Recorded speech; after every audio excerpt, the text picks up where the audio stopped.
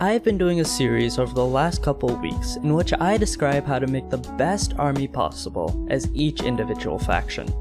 But as I was going over my armies for the remaining factions, I realized that there are so many similarities between every faction's armies, and that there's really no point in making separate videos about every single one. So in this video, I'm gonna explain how to make the best army that can be made by almost every faction and then go more in depth on the individual factions and how they can improve this army.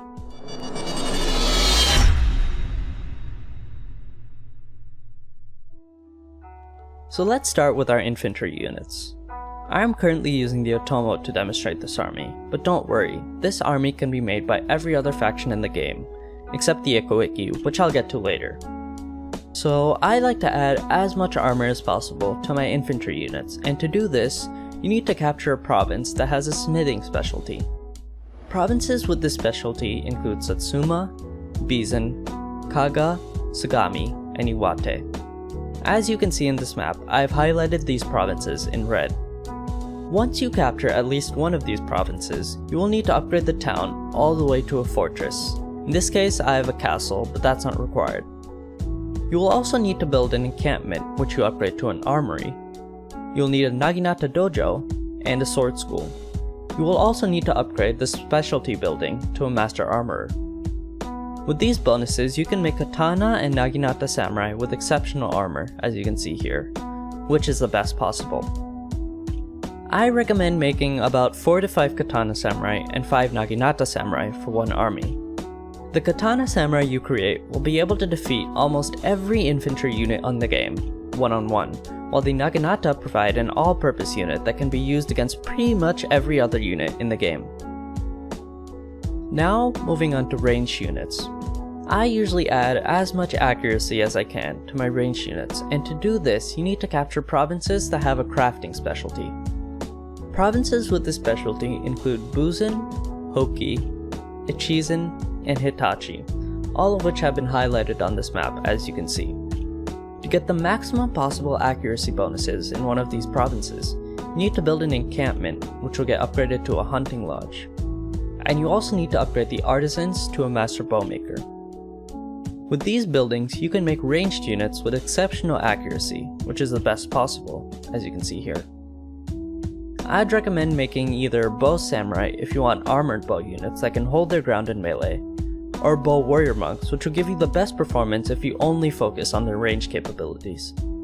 My armies usually have around 6 bow samurai because I prefer to have the extra armor, but of course this is completely up to your choice. Finally, the cavalry units. Cavalry isn't an essential part of the army I'm presenting today, but it is still very important nonetheless. I like to give charge bonuses to my cavalry, so in this case you need to capture a province that has superior horses in it. These provinces include Higo, Suo, Mikawa, Kai, and Awa, which are all outlined on the map. If you can't get these provinces, it's not the end of the world, and your army will be fine without exceptional cavalry. But if you do manage to get one of these provinces, you need to upgrade the pastures to the highest possible building, which in my case is horse breeders. And you also need to build an encampment, which will upgrade to proving grounds. Ideally, you should be able to make cavalry with exceptional charge, like this. But again, if not, your army will be just fine. The type of cavalry is completely up to you, but I prefer Yari cavalry because of their anti-cav capabilities, but katana cavalry are also very potent weapons. Now all these units I've mentioned since the beginning of the video are available to the majority of factions, but they don't include any faction-specific units. Now I'll quickly go over what units can be replaced for each individual faction. I have already done videos on both the Shimazu and the Otomo, so they'll be linked in the description if you want to see those, and there will also be timestamps in the description if you want to skip to a specific faction.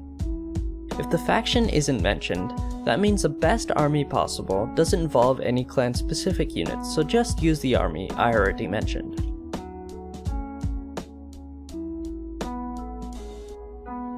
For the Oda, I would recommend replacing the katana and Naginata samurai with long Yari Ashigaru. Long Yari Yashigaru in wall formation will beat almost every other melee unit in the game, especially with the armor benefits I previously mentioned. Everything else in the army is basically the same.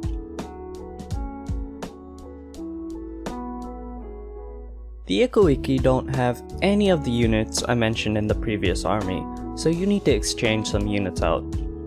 The Katana Samurai can be replaced by Katana Ronin, the Naginata Samurai by Yari Ronin, and the Bow Samurai can be replaced by Bow Ronin. Ikko Ikki are very limited in their cavalry, but if you want to use them, Naginata Warrior Monk Cavalry is your best option.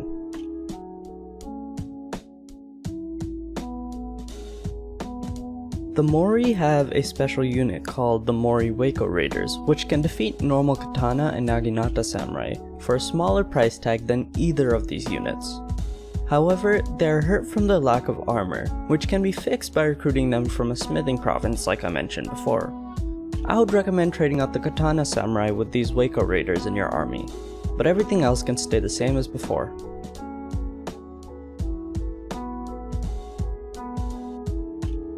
The Chosokabe have a bow unit that is essentially a perfect mix of bow samurai and bow warrior monks. They're called Daikyu Samurai. I would recommend people replacing all your ranged units with these elite bowmen.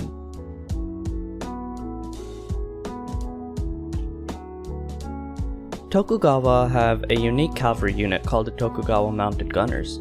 These cavalry aren't as good as the Otomo's Dunderbuss cavalry, but they can do quite a bit of damage.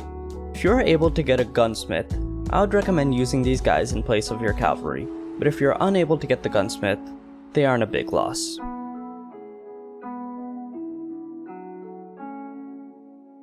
Takeda takes cavalry to a whole nother level, so if you feel the need to add more cavalry than I already suggested, feel free to do so. Takeda have a unique cavalry unit called the Fire Cavalry, which is essentially a much better Yari cavalry. This is probably the best cavalry unit in the game, so I would recommend adding a couple to your army.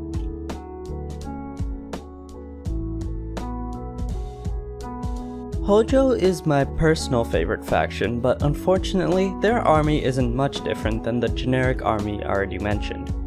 If you manage to get access to late game fire rockets that have exceptional accuracy, they can be the most devastating unit in the game, while also being extremely satisfying and fulfilling to play.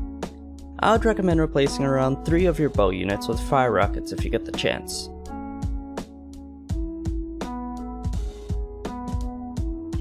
The Uesegi have access to superior warrior monks, so I would recommend replacing all your bow units with bow warrior monks.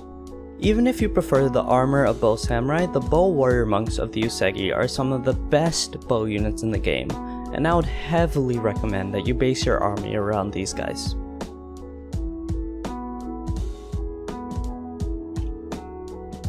The Date have superior charge bonuses on their Nodachi Samurai, so I would recommend switching out all your Katana Samurai with Nodachi Samurai.